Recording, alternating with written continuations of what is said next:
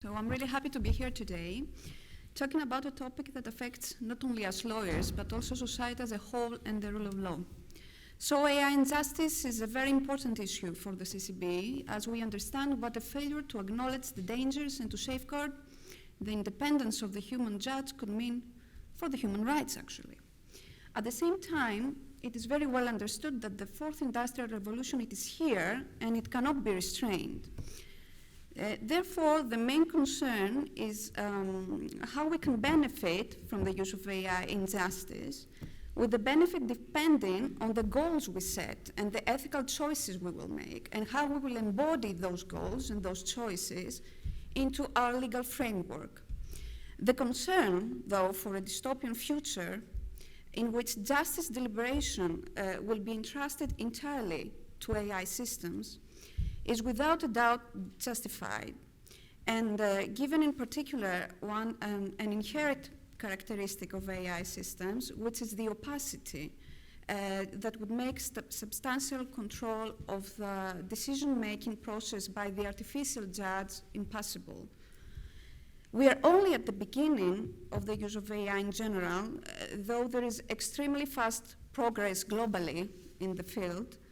And still, we have not yet seen significant samples of its use in justice. We're expecting them, okay, we're talking about them. We have not yet seen them, though. We can say, though, that AI has already taken academia and us lawyers by storm, and especially regarding its use in criminal justice and the rule of law. So human rights are at the center of this whole conversation. We can imagine, we can predict what the use of AI in justice will be, that is in the management of the case files, and during hearings, either in the trial or the pretrial phase, to facilitate the judge's decision-making, which is something we talk about today, in the follow-up of the execution of the decisions also, and to monitor the judicial activity in order to manage courts more efficiently. Furthermore, and this is the trick here, AI tools could be used by third parties to monitor the judicial activity of its court or its judge, maybe, for personal gain. This raises questions, though, as to whether, and so, if so, to what extent the use of these tools is ethically right and how it could affect the outcome for the person having the information on the judge or a certain judicial authority. For example, these tools could be used to evaluate the performance of judges, how they make decisions, when they tend to be for or against a certain litigant or a defendant, including analysis of supposed biases in their behavioral patterns. It was mentioned before, in a way. We have seen these tools, they exist, it's not difficult to exist, and it ended with the prohibition of such systems in court.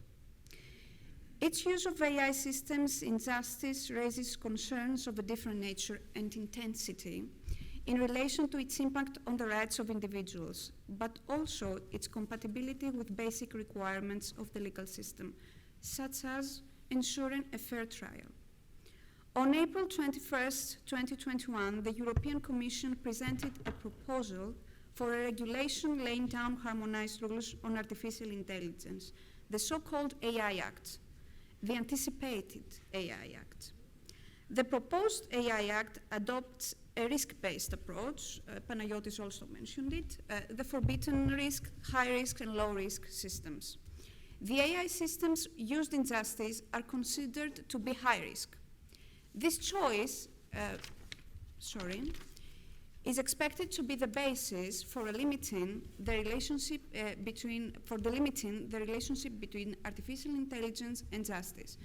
In my opinion, it is the right choice.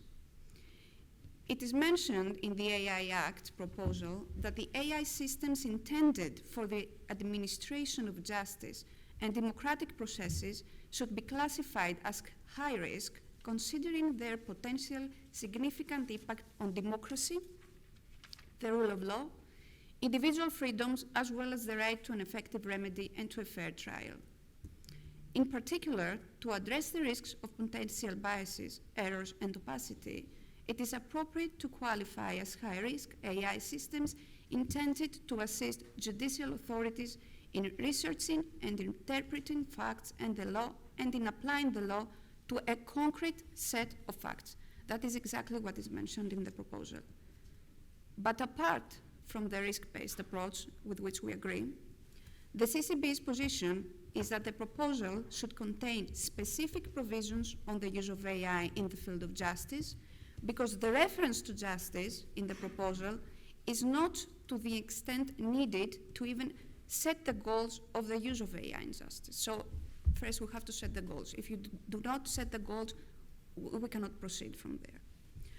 More particular, the CCB considers that a judge should not be allowed to delegate all or part of his or her decision-making power to an AI tool. Automated decision-making should be prohibited in the field of justice, and also the broad use of AI systems which give outcomes that lead to producing decisions which might tempt a human judge simply to adopt such decisions uncritically. Because sometimes we have the wrong impression that technology is never wrong, but that's not true. The CCB considers that the proposal should contain provisions targeting specific risks in specific circumstances, such as a risk of an unfair trial, if parties in a case are not given the opportunity to assess, discuss, and raise objections against the results produced by an AI tool which was used in the judicial decision-making process. In order to ensure respect for fundamental rights and the right to a fair trial, it should be clearly and explicitly expressed that the proposed regulation does not preclude the establishment of additional general rules, further restricting or prohibiting the use of artificial intelligence in the fields of justice, including criminal investigations by law enforcement authorities. The entire decision-making process must remain a human-driven activity, and human judges must be required to take full responsibility for all decisions. The same applies to doctors, in my opinion. They must always have the responsibility for their decisions. A right to a human judge should be guaranteed at all stages of the proceedings.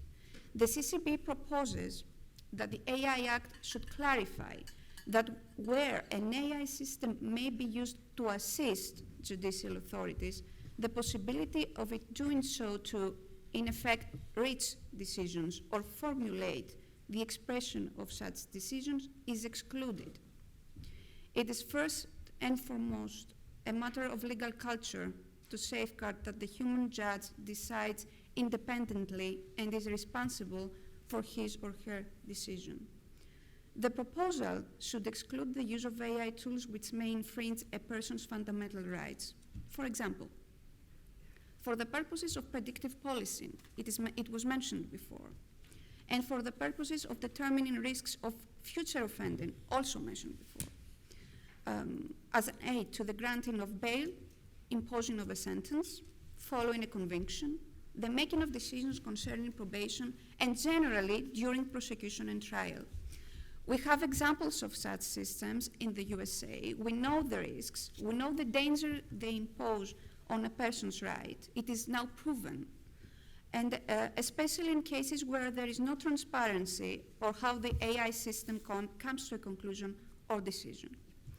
Furthermore, the output of an AI system should not be treated in judicial proceedings as having the status of evidence. This could happen.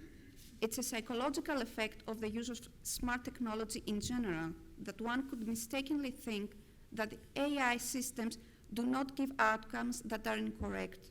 So the output is uncritically adopted, but the truth is that the output is very much dependent on the training data, the historical data, and other factors such as the extent that the data represent the population. So these are things that technicians work on. They are not solved issues. We work on them. Therefore, A strict sandbox period is very important, but apart from that, transparency, explainability must be strictly observed and evaluated. In cases where the manner in which an AI system produces an output is not transparent, or where that output cannot be sufficiently explained, the output must not be taken into account by a law enforcement authority. Very difficult to achieve, but this is how it should be. Furthermore, the AI Act should define the notion of judicial authority, as it is important to provide specific definition regarding the authorities that are allowed to use AI systems. The use of an AI system in order to apply the law to a concrete set of facts, as it is mentioned, should be excluded from the Act because a concrete set of facts is something that could change multiple times during the judicial processes. Last but not least, specific positions should be adopted on AI liability issues, a very important issue as well, considering the lack of foreseeability in the functioning of AI systems, the addressee of liability, the defenses, the type of damage and the victims, the rule of evidence and the reversal of burden of proof in certain situations, and the question of whether there should be mandatory insurance. CCB's position, as I mentioned before, is first and foremost a matter of legal culture. Europe is a very rich place in many things, and thankfully legal culture is one of them. Therefore, Europe, having this place in this world, is once again going to pave the way to the legal treatment of the AI systems that will shape our future. The same thing happened with the GDPR.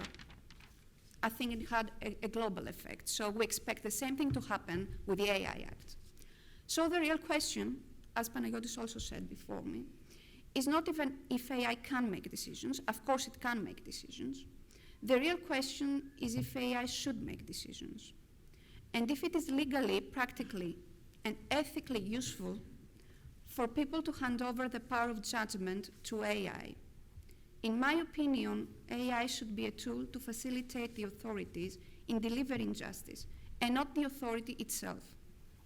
Because if AI comes to the point where it makes decisions instead of the human judge, then AI shall become the authority itself.